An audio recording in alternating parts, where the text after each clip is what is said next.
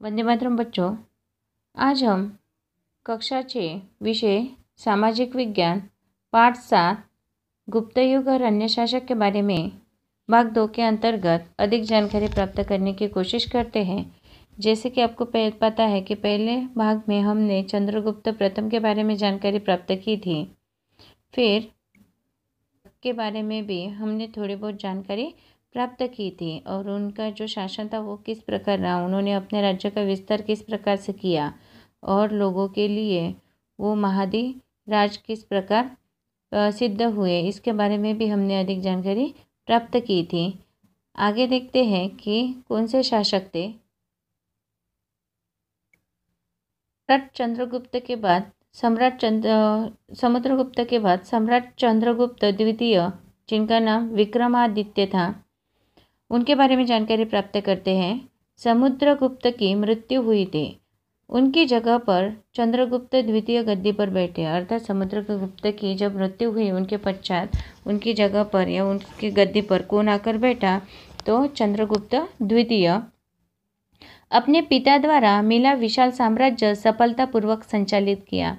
यानी कि पिता द्वारा जो उनको विशाल साम्राज्य मिला था समुद्रगुप्त के द्वारा, तो उस साम्राज्य को उन्होंने सफलतापूर्वक उसका संचालन किया।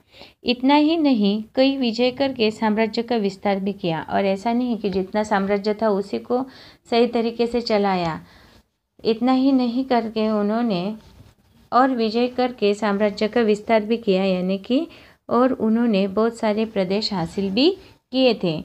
चंद्रगुप्त द्वितीय गुप्त वंश के सबसे प्रभावशाली शासक थे। अभी देखिए, जैसे कि हमने समुद्रगुप्त के बारे में भी देखा है कि उन्होंने किस प्रकार से अपना जो साम्राज्य था सफलतापूर्वक उन्होंने किस प्रकार से चलाया था। इसी प्रकार उनके जो चंद्रगुप्त द्वितीय थे वो गुप्तवंश के सबसे प्रभावशाली यानी कि सबसे प्रभावशाली शासक रहे थे। उनके साम्राज्य की सीमा शक राज्यों तक फैली थी। उनके साम्राज्य था वो लगभग, उसकी जो सीमा थी वो शक राज्यों के तक फैली हुई थी। उन्होंने गुजरात के ऊपर आक्रमण करके शक क्षत्र वंश का अंत किया था। और इतना ही नहीं, जो चंद्रगुप्त द्वितीय थे गुप्त वंश के सबसे प्रभावशाली जो शासक थे, उन्होंने अपना जो साम्राज्य था वो शक राज्यों के सीमावर्ती भागों तक फैलाया होता। और इतना ही नहीं, तो उन्होंने गुजरात के ऊपर आक्रमण करके उनके साथ युद्ध करके शक क्षत्र वंश का अंत भी किया। इस विजय की याद में शकारी उपाधि धारण की और उन्हें विक्रमादित्य भी कहते थे। और जो उन्होंने यह विजय प्राप्त किया था किस पर, शक क्षत्र वंश पर, अर्थात गुजरात के ऊपर आक्रमण करके वहाँ पे जो शासक थे शक क्षत्र वंश के, तो उनका उन्होंने अंत किया। और इस विजय की याद में ही उन्हें शकारी उपाधि दी गई, उन्हें विक्रमादित्य भी कहा गया। उन्होंने 300 वर्ष से पैर जमाए, यानी कि उन्होंने लगभग कितने वर्षों तक, तो 300 वर्षों से पैर जमाए। शक क्षत्रों को हटाने के लिए शक्तिशाली राज्यों के साथ विवाह संबंध करके अपने सैन्य बल को बढ़ाया था। देखिए, उन्होंने ये जो शक क्षत्रपों का राज्य था किस प्रकार हासिल किया था कि 300 वर्ष से उनका शासन चल रहा था शक क्षत्रपों का गुजरात के ऊपर, तो उसको हटाने के लिए उन्होंने शक्तिशाली राज्यों के साथ विवाह संबंध करके अपने सैन्य का बल बढ़ाया, यानी कि विवाह का संबंध बनाकर उन्होंने अपने सैन्य के बल को बढ़ावा दिया और अपने सैन्य में उनके सैन्य को मिलाकर बढ़ाया। यह विवाह संबंध अपने साम्राज्य के विस्तार में और दुश्मनों को हराने में खूब उपयोगी बना। और उन्होंने जो विवाह संबंध बनाया था वो उनके साम्राज्य के विस्तार में और दुश्मनों को हराने के लिए खूब उपयोगी रहा। नए जीते प्रदेश महत्वपूर्ण थे। जो भी उन्होंने नए प्रदेश जीते थे वो काफ़ी महत्वपूर्ण थे। गुजरात और सौराष्ट्र के समुद्र प्रवेश, फिर भृगु कच्छ अर्थात भुरुच और स्तंभ तीर्थ खंबात के चालू बंदरगाह गुप्त साम्राज्यों को प्राप्त हुए थे। देखिए उन्होंने कौन कौन से महत्वपूर्ण प्रदेश जीते थे, और वो जो नए प्रदेश थे उनमें से कौन कौन से थे। तो गुजरात और सौराष्ट्र के समुद्र प्रदेश, यानी कि जिन प्रदेशों को समुद्र लगा हुआ है ऐसे प्रदेश। फिर भृगु कच्छ, जिसे हम भरूच कहते हैं, वो भी।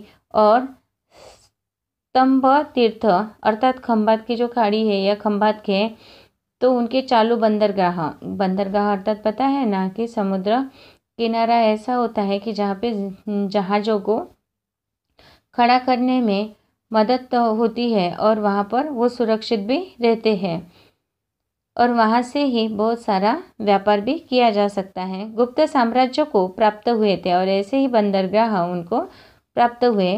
परिणाम स्वरूप समुद्री व्यापार अधिक बढ़ा था, और इस परिणाम के चलते कि उनको चालू बंदरगाह गुप्त साम्राज्य को प्राप्त हुए थे, इसी के चलते उनका जो समुद्री व्यापार था वो अधिक बढ़ा था।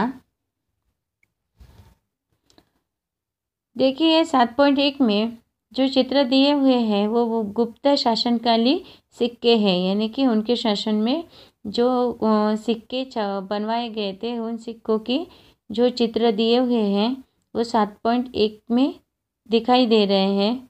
उसका निरीक्षण कीजिए और उसमें से भी हमें बहुत सारी जानकारी प्राप्त होती है। यहाँ पर देखिए ये जो नक्शा है 7.2 गुप्त शासित भारत का मानचित्र है, यानी कि गुप्त शासित जो भारत था उसी का मानचित्र। ये जो जामुनी कलर से दिखाई दे रहा है कि यहाँ से देखिए अरब सागर के ऊपर से, यानी गुजरात का पूरा भाग, यहाँ पे फिर राजस्थान वाला, यानी कि जो इतना भाग दिखाई दे रहा है हमें, ये सब क्या था, तो गुप्त शासित भारत का मानचित्र है ये। यहाँ पर गुप्तों का शासन चलता था, ये इतने प्रदेश उन्होंने जीत लिए थे। चंद्रगुप्त द्वितीय के समय में आए चीनी यात्री फाहियान ने गुप्त राज्य के प्रशासक और गुप्त साम्राज्य की समृद्धि की प्रशंसा की है, यानी कि बाहरी देश के, देखिए तब भी चीन से व्यापार होते थे। चंद्रगुप्त द्वितीय के समय में जब चीनी यात्री फाहियान, चीनी यात्री का नाम क्या दिया है, फाहियान, ने भी गुप्त राज्य का जो प्रशासन था वो देखा और गुप्त साम्राज्य की जो समृद्धि थी वो देखी और उसकी प्रशंसा उन्होंने की। चंद्रगुप्त द्वितीय वैष्णव धर्मी होने के बावजूद अन्य धर्मों के प्रति आदर भाव रखते थे।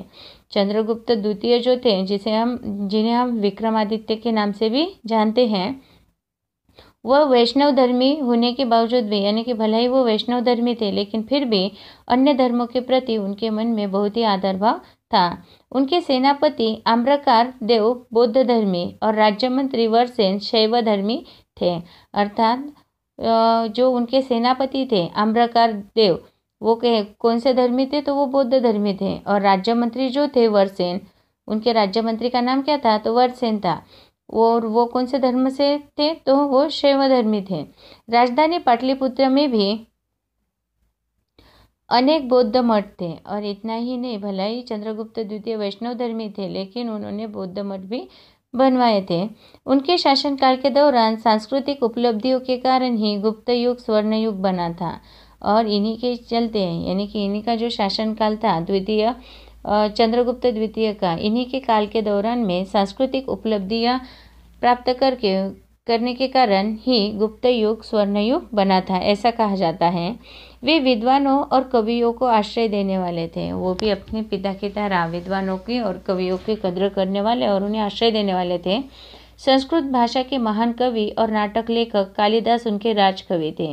देखिए जो संस्कृत भाषा के महान कवि और नाटक लेखक थे कालिदास जी, वो उनके राजकवि थे, अर्थात उनके दरबार में या उनके राज्य में वो राजकवि के नाम से जाने जाते थे। धन्वंतरी उनके राजवैद्य थे, और धन्वंतरी जैसे जो वैद्य थे वो कौन थे, उनके राजवैद्य है। वैज्ञानिक वराह मिहिर, वैताल भट्ट, अमर कोश के रचयिता अमर सिंह जैसे रत्नों से राज दरबार शोभित था, यानी कि वैज्ञानिक भी थे। वैज्ञानिक कौन थे, वराह मिहिर, वैताल भट्ट, अमर कोश, ऐसे अमर कोश के रचयिता अमर सिंह जैसे रत्नों से भी उनका राज दरबार शोभित था, यानी कि इतने सारे जो विद्वान थे वो उनके पास थे। थे। उनके समय में शिल्प, स्थापत्य और चित्रकला का सुंदर विकास हुआ था। चंद्रगुप्त द्वितीय के समय में ही भी देखिए शिल्पकला, स्थापत्य कला और चित्रकला का सुंदर विकास हुआ था। अजंता के कई कला मंडप उनके समय में बनवाए गए थे। जो अजंता वेरूर की लेनी है, जो अभी कहाँ पर है, तो महाराष्ट्र के औरंगाबाद में है अजंता वेरूर लेनी। तो उसमें जो कला मंडप है वो उन्हीं के समय में बनवाए गए थे। उन्होंने राजधानी पाटलिपुत्र में अनेक बौद्ध मठ बनवाए थे। और इतना ही नहीं, राजधानी जो थी उनके राज्य की पाटलिपुत्र, यहाँ पर उन्होंने अनेक बौद्ध मठ भी बनवाए थे। दिल्ली के पास मेहरौली का लौह स्तंभ उनके समय में बना था। यहाँ पर देखिए चित्र दिया है 7.3, मेहरौली का